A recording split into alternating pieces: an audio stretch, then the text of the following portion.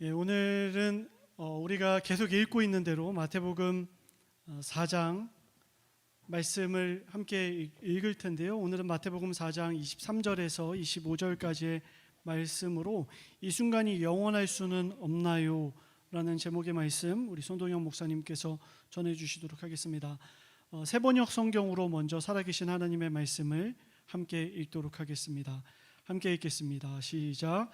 예수께서 온 갈릴리를 두루 다니시면서 그들의 회당에서 가르치며 하늘나라의 복음을 선포하며 백성 가운데서 모든 질병과 아픔을 고쳐주셨다.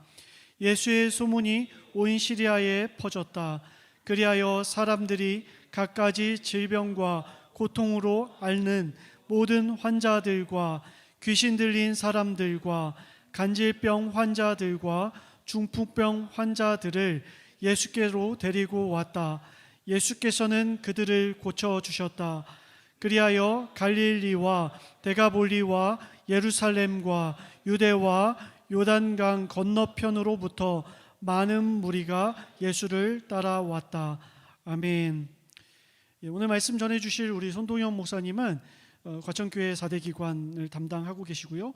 제가 홈페이지 살펴보니까 뿐만 아니라 이것저것 많은 것을 맡고 계시더라고요.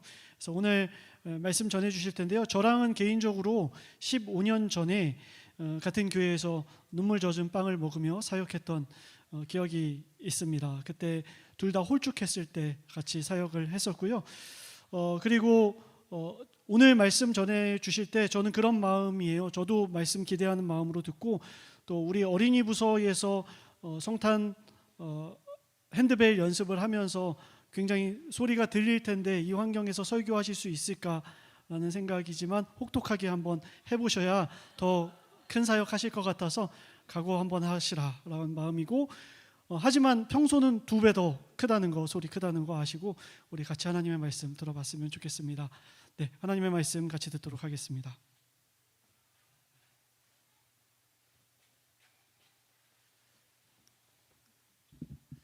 네, 여러분 반갑습니다. 네, 저는 아까 이제 목사님 설명해 주셨지만 소개해 주셨지만 그저 교회를 2018년도에 개척하신 걸로 제가 기억하는데 그때부터 이제 계속 이제 지켜봐왔던 옛 동료입니다. 그리고 저 정도 이렇게 떠드는 거 정도는 저희 집에도 이제 새 아이들이 있기 때문에 네, 어느 정도 좀 감안할 수 있다라는 거. 네, 먼저 이렇게 설명해 주시고 또 환영해 주셔서 너무 감사드립니다. 그리고 그저 교회와 우리 과천교회 여전도회 연합회가 함께 이렇게 예배 드릴 수 있음에 또 감사드립니다.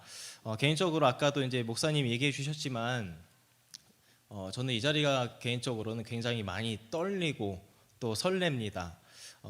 이제 예전부터 이제 봐왔던 그저 교회를 드디어 이렇게 방문해서 예배하는구나.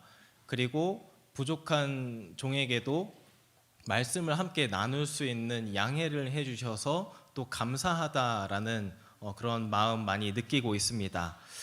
아까도 이제 목사님 잠깐 소개해 주셨는데 저는 이제 올해 초에 과천교회에 부임해서 4대 기관과 또 이것저것을 이제 많이 섬기고 있습니다. 네, 그렇게 이제 맡아서 이제 섬기고 있는데 저는 이제 또 제 기억으로는 전인철 목사님이 그때가 사역이 첫 사역지였던 걸로 기억합니다만 그때는 처음 사역하실 때 제가 그 교회의 청년이었고 그 이제 해에 8월 달부터 유치부 전도사로 부임하게 되면서 이제 목사님과 같이 교회 학교를 전도사로서 이제 섬겼던 그런 기억이 있습니다. 여담이긴 하지만 또 제 결혼식 때 목사님이 또 축가를 해주셨던 모습이 또 떠오릅니다. 네. 네, 그때 사진 찾아서 올려다가 참았습니다. 네, 그래서 이제 오늘 이 자리가 저에게는 조금은 더 긴장도 되고 떨리기도 하고 또 굉장히 좀 마음이 설레기도 합니다. 자주는 아니지만 제가 그저 교회에 이제 그 유튜브 채널에 들어와서 저도 이제 라이브로 예배를 계속 중간중간에 드렸던 기억이 있는데 그때도 이렇게 우리 아이들 소리가 이 마이크를 타서 같이 이제 들려오더라고요. 그래서 이런 환경에서 예배를 이제 드려오시는구나 하는 그런 마음들 많이 들었는데요. 그런 각오를 하고서 이제 제가 나름대로 이 자리가 이제 마치 지난주 그 말씀 내용과 같이 예수님께 세례를 베풀었던 이 요한의 그 심정으로 제가 이 자리에 좀 오게 된 것 같습니다. 사실 저는 세례 요한만 하지도 못하지만 나름의 이 각오로는 그저 교회의 멤버십이라는 생각으로 오늘 말씀을 섬기러 왔습니다. 그런데요, 제가 그저 교회 멤버십이다 하면서 이 자리를 섬기고 있기는 하지만 그럼에도 불구하고 실제로 이제 우리 그저 교회 성도님들과 저에게는 분명한 차이가 하나 있을 겁니다. 뭐 물론 그런 것도 있는 걸로 알고 있어요. 오실 때 서약서를 쓰시는 걸로 이제 알고 있는데 그것 말고 저와 여러분이 갖고 있는 어떤 차이가 있는데 오늘 그 차이에 대해서 같이 함께 살펴보면서 말씀의 은혜를 나눠보려고 합니다. 이렇게 누르면 네. 여러분 2017년에 그 뮤지컬 영화로 우리에게 다시 찾아왔던 이 미녀와 야수라는 영화 너무나도 다들 잘 아실 겁니다. 작은 마을에서 아버지와 단둘이 살고 있는 이 벨이라 하는 아름다운 여인이 행방불명이 된 아버지를 찾아 폐허가 된 이 성에 가게 되면서 그곳에 저주에 걸려 있는 왕자 야수를 만나서 아빠 대신에 성 안에 감옥에 갇히게 되면서 이 미녀와 야수가 서로의 진심을 확인하게 되며 차츰 마음을 열어가는 스토리가 전개되는 그런 영화입니다. 저는 개인적으로 이 영화를 보면서 미녀와 야수 두 주인공의 이 관계가 변하게 되면서 상징적으로 나타나고 있었던 어떤 장소에 대한 이 이미지들이 눈에 참 많이 들어왔었습니다. 처음 그들이 만났던 아버지가 갇혀 있던 그 성은 참 차갑고 황량하기 그지없는 성, 그저 이 건물이라는 하나의 공간에 불과했었습니다. 하지만 이제 시간이 흐르게 되면서 두 주인공 사이에서는 감정이 계속 쌓이고 쌓여서 그들에게는 어떤 이 사랑이라는 추억이 이 차갑고 황량했던 성, 그저 공간에 불과했던 이곳을 어떤 하나의 장소로 만들게 됩니다. 이런 맥락에서 보면은 처음 벨의 아버지를 잡아 놓았었던 이 감옥은 한 번 닫히게 되면 열리지 않을 것이라 했던 이 감옥문이 지금은 벨에게 늘 열려 있는, 아니 이 성이라는 장소 자체가 벨에게 활짝 열려 언제 어디서든 찾아올 수 있는 장소가 됩니다. 그리고 그런 상황과 장면에서 이 영화는 노래를 하고 있던 건데요. 그 노래의 제목이 오늘 말씀의 제목인 이 순간이 영원할 수는 없나요? 라는 제목입니다. 영어로는 How does a moment last forever였나? 아무튼 그런 제목이었습니다. 얼마나 이 순간이 소중했기에, 얼마나 이 가치가 있던 순간들이었기에 이 순간들이 영원할 수는 없을까 하는 그런 노래를 하고 있던 것이었습니다. 저는 그저 교회로 모이는 이 시간에 이 순간들이 있고 없고의 그 차이가 우리 그저 교회 성도님들과 그 저의 차이가 아닌가 하는 그런 생각을 했습니다. 그리고 앞으로 우리가 살펴보려고 하는 이 순간이라는 것은 단지 그저 교회만이 아니라 우리 과천교회 그리고 이곳에 모인 우리 모두가 각자의 자리에서 느끼고 또 경험하는 은혜와 이 신앙의 추억들 속에서 이 순간들을 발견해내고 또 깨닫게 되어서 결국은 우리도 이 순간이 영원할 수는 없나요? 고백할 수는 없는 걸까? 하는 그런 생각을 해보았습니다. 그러면 오늘 본문 말씀에서 이러한 고백, 이 순간에 대하여 어떻게 이야기하고 있는지 함께 말씀을 보려고 하는데요. 여러분, 오늘 본문은요, 예수님께서 갈릴리 해변에서 어부들을 제자로 부르시고 또 그들이 예수님을 따르게 된 이후 이 예수님께서 지금 보시면은 이 갈릴리 지역을 두루 다니시는 장면으로 오늘 본문 말씀을 시작을 하고 있습니다. 그리고 이제 점차적으로 장소가 갈릴리의 이 북쪽으로 있는 시리아 지역, 그리고 이제 갈릴리, 데가볼리, 뭐 예루살렘, 유대, 또 이제 요단강 저 건너편, 저기 보시면은 아마 벳세다, 베다니 정도까지의 그 지역인데요.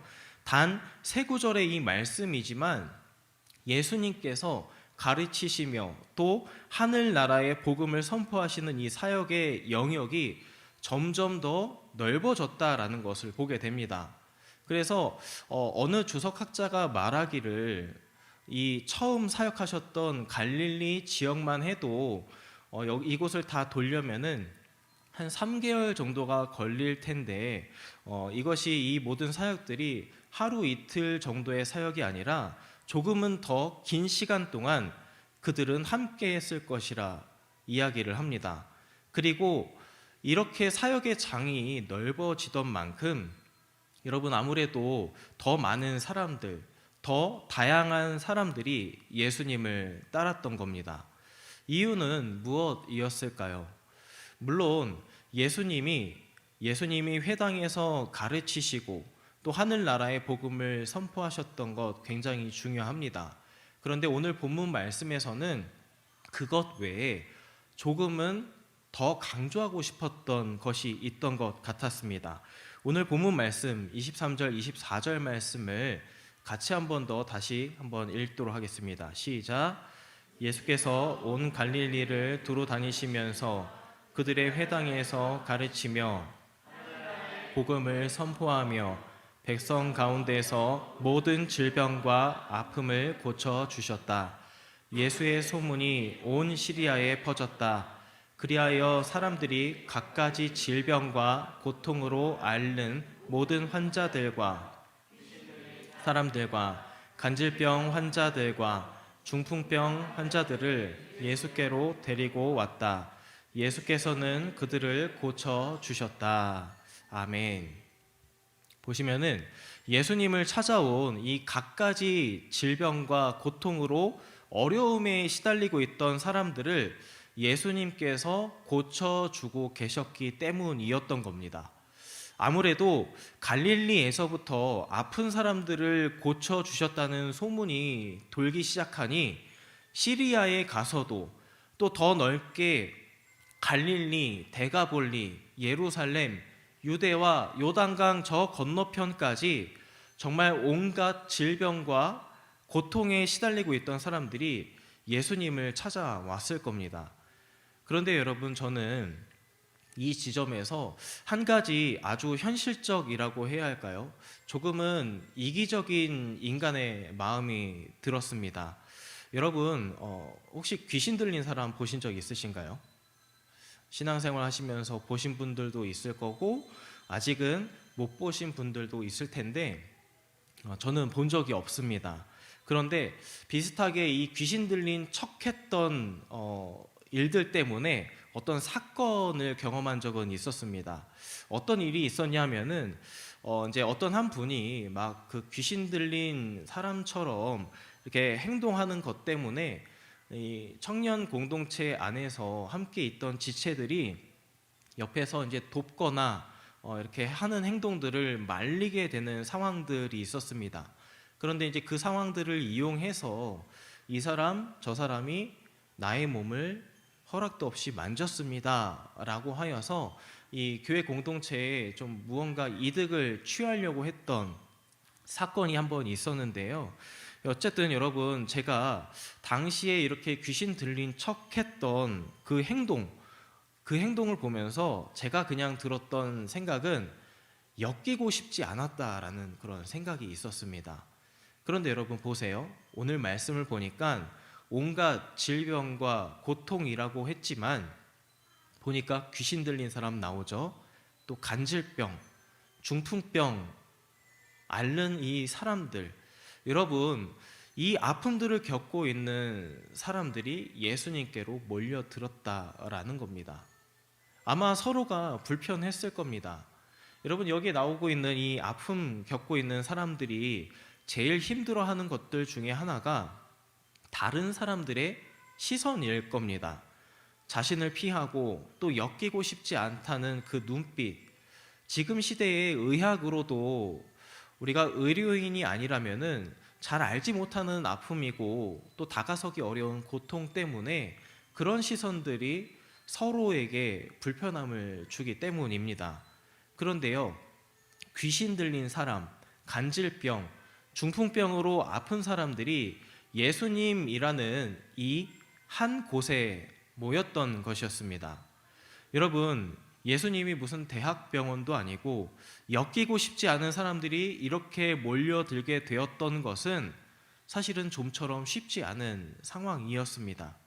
더군다나 예수님께서 돌아다니시던 지역이 워낙에 넓었던 터에 유대인만이 아니라 유대인들 자신들도 엮이고 싶지 않았던 이방인들도 그 자리에 있었을 겁니다. 마치 그들의 모임은 벨이 야수가 된 왕자를 처음 만났던 이 현장과 다를 바 없었을 겁니다. 가르치시고 하늘나라 복음 전해주시고 고쳐주셨던 예수님이 계시지 않았다라면요, 모든 앓는 자들이 모였던 이곳, 평상시라면 함께 모이지도 않았을 사람들이 있던 그곳, 누군가에게는 엮이고 싶지 않았던 이곳은 예수님이 함께 하셨기에 이 순간이야말로 영원할 수는 없을까, 참된 행복과 기적적인 그 은혜의 순간들을 그들은 누리고 있었던 것이었습니다. 이에 관해서 장신대 박재필 교수님이라고 하는 분은 장소로서 예배 공간에 대한 어떤 글에서 그저 공간, 모임이 하나의 장소가 되어져 가는 것에 대하여서 이렇게 설명을 하고 있었습니다.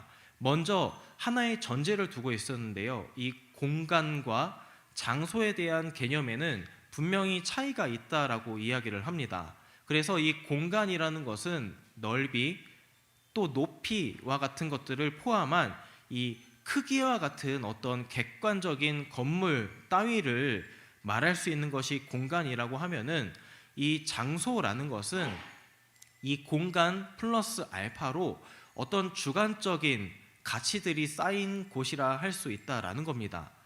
그래서 이 장소는 단순히 어떤 무목적성의 공간이 아니라 물리적 공간과 주체 간에 상호작용이 일어나게 되어서 체험이 일어날 수 있는 곳, 그리고 이 체험으로 어떤 가치와 의미를 발견해내는 곳이 바로 장소에 대한 이해다라는 겁니다. 따라서 장소는 우리 자신을 발견할 수 있는 깨달음의 공간적인 주어짐이 된다라고 그 글에서는 이야기를 합니다. 어떤 의미 있는 일들, 상징적인 일들을 경험하게 되면서 그곳, 바로 이 장소라는 곳에서 나 자신을 발견해내고 또 거기에서 하나님 주신 비전과 꿈을 깨닫는 공간적인 주어짐이 있다라는 겁니다.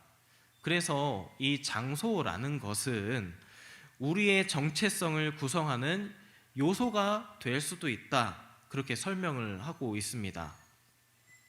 여러분, 그래서 누군가에게 특별한 의미나 가치가 없는 이 공간이라는 곳은 경험과 기억들이 켜켜이 쌓여가고 또 그곳에 내가 갖고 있는 혹은 공동체가 추구하고 있는 가치를 부여하는 곳이 되어질 때에 단순히 공간이라 부르던 이 곳은 마침내 이 순간이 영원할 수는 없나요? 할 수 있는 장소가 될 수 있다, 우리는 볼 수 있겠습니다.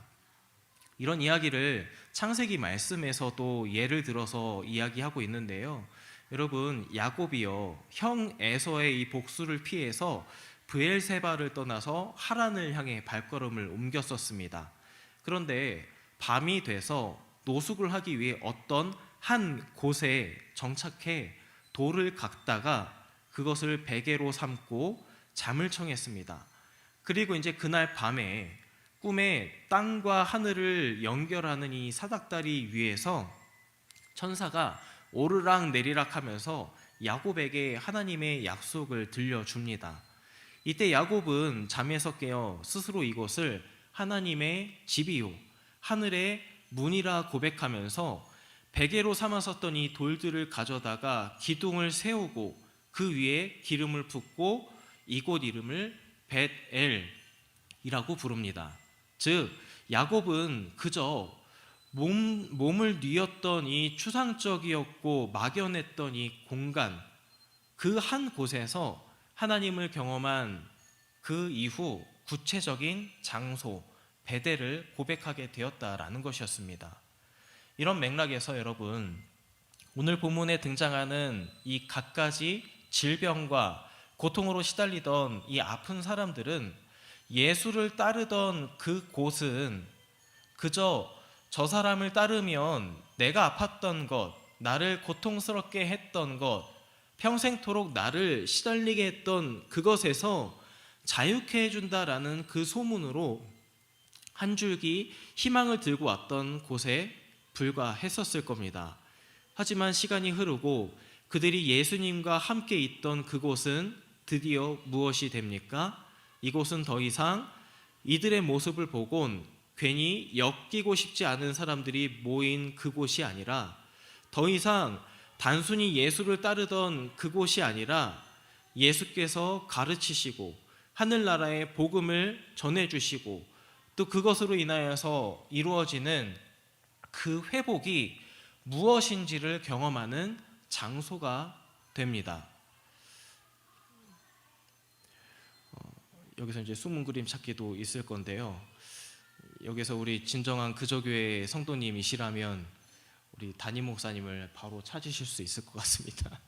아까 이제 이야기하셨던 대로 좀 더 빼빼 말랐을 때 사진들이 조금 있는데 비록 허접한 수련의 장소였음에도 불구하고 우리가 정말 뜨겁게 기도하고 뜨겁게 은혜 누렸던 수련회가 끝나는 것이 아쉬운 마음이 들었던 것 같이 비록 쓰레기 산에서 고약한 냄새 참아가며 시작했던 이 일주일간의 단기 선교 사역에서 일상으로 복귀하게 되는 것이 섭섭했던 그 이유는 그곳이 이제는 더 이상 단순한 공간이었던 것이 아니라 그 공간들을 넘어서 그곳에 예수님의 가르침이 있었고 전해주셨던 하늘나라의 복음이 있었고 또 직접 누렸던 은혜가 있었기 때문에 이곳은 더 이상 단순한 공간이 아니라 우리에게 은혜를 주셨던 장소, 추억의 장소,